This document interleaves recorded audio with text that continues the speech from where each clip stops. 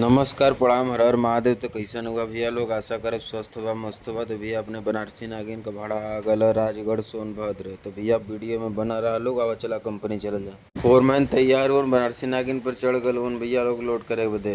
तक चिथरू भी लड़किन के तरह शर्मात मुस्कियात लगना भैया कुर्सी लोड करावे। फौजी टाटा करे थी इनके लगल तरास 1 लीटर का बोतल वो मुँह में लगा ली यार। लोधू मम्मा भी बाटे होकर टाइट हो आज मामी के जाए के मिले पानी मार के रेडी हुआ। तो देखा भैया घरे जाएगा खुशी बनारसी नागिन तब तक आधा लोडिंग हो गई नी।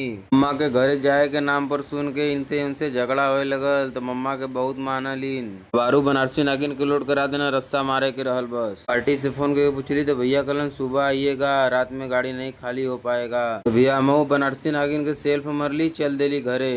अरे पहुँचता पजरे आ गईलन भैया डुग्गू। तो भैया देखा हमके डांटे लगलन, हम इनके बोलीला तो चुप करावे लगलन हमके। 2 बजे रात के उठली भंगवाल बनारसी नागिन के प्रणाम कैली। बनारसी नागिन के स्टार्ट करके दबौली कलर लगा देली 1 नंबर गेयर एक स्लेटर भैया निकल गेली सफर में। तो भैया आ गेली जे भैया मोदी मोड़। तो भैया अपने बनारसी नागिन का टंकी खाली हो गल भैया लुप लुप करत ल काटा आ गईली जा टेंगरा मोड़। तो भैया जौने रोडे पर जाए के चकिया वाले पर ऊपर सुबह 5 बजे पेट्रोल पंप खुलेला। तो भैया हम लोग के रात में निकले के रहला। बनारसी नागिन का पेट भरना बहुत जरूरी रहला भैया, नहीं रास्ते में धोखा दे दिहन। गईली जा HP पेट्रोल पंप टेंगरा मोड़ फ्लाईओवर के बगल में बहादुर भैया लगा के बनारसी नागिन के नटई में घुरेस देना। तो देखा भैया कितना तक पानी पी जाली, 42 लीटर पानी पी गई नहीं, 3730 रुपया बहादुर भैया के दे देली लक्ष्मीनिया। तो भैया लगलन मिलावे टेंगरा मोड़ ओवर ब्रिज के नीचे से पकड़ लेली भैया जीवनाथपुर वाला रोड। तो सीधा रोड चल जी भैया सिकंदरपुर चकिया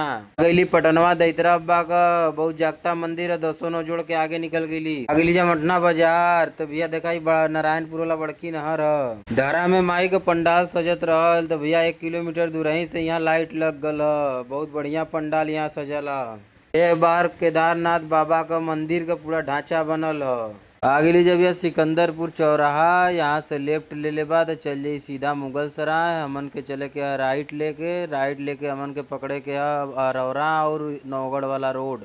आगे बढ़ता साहब लोग पेट्रोलिंग करत न राती के लिए चकिया बाजार में। तो देखा भैया एकदम सन्नाटा बाजार पूरा लगत। बाजार डाक के भैया सीधा ही चली अरौरा जाए के हमन के नौगढ़। तो ले ली जा लेफ्ट तो एकदम सीधा भैया नौगढ़ जाई। पहला घाटी चालू हो गल। तो भैया 35 किलोमीटर का जंगल हो। जे भी भैया रात में जात हुआ तो गाड़ी पहले ही घाटी के नीचे रोक के टायर देख ला भैया लोग, गाड़ी का भी कंडीशन देख ला, टेम्परेचर मीटर देख ला। नहीं रात में इधर कोई न मिल पाई, कोई मिस्त्री नहीं भैया मिल पाइन, या तो नौगढ़ मिलियन या तो फिर चकिया मिलियन। रास्ता बहुत टेढ़ा मेढ़ा है, घबरा के एकदम गाड़ी न चलावे भैया घाटी पहाड़ी में।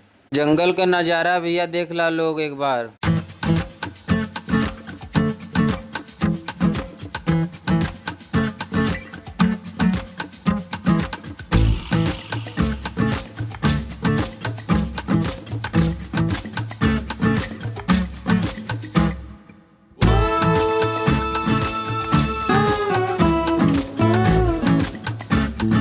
नौगढ़ बाजार भैया सन्नाटा है एकदम। यहाँ से लेवल जी राइट हमन के जाए के बराव जंगल पार करके लेफ्ट ले लीजिए। यहाँ से एकदम सीधा निकल जी भैया राजगढ़। तो आगे लीजिए भैया राजगढ़ बाजार। ये गाड़ी अपन खाली हुई बनारसी नागिन। तो भैया सुबह का बजगल 5। तो भैया सुबह का बजगल 7 बनारसी नागिन अपन खाली हो गई नी। हमनो निकल गई लीजा भैया हिसाब किताब करा के। तो भैया कैसन वीडियो लगल कमेंट में बताइया भैया। फॉलो नहीं करत हुआ लोग तनी सपोर्ट कर दा छोट भाई का। फॉलो सब्सक्राइब करल करा लोग भैया लोग। हर हर महादेव।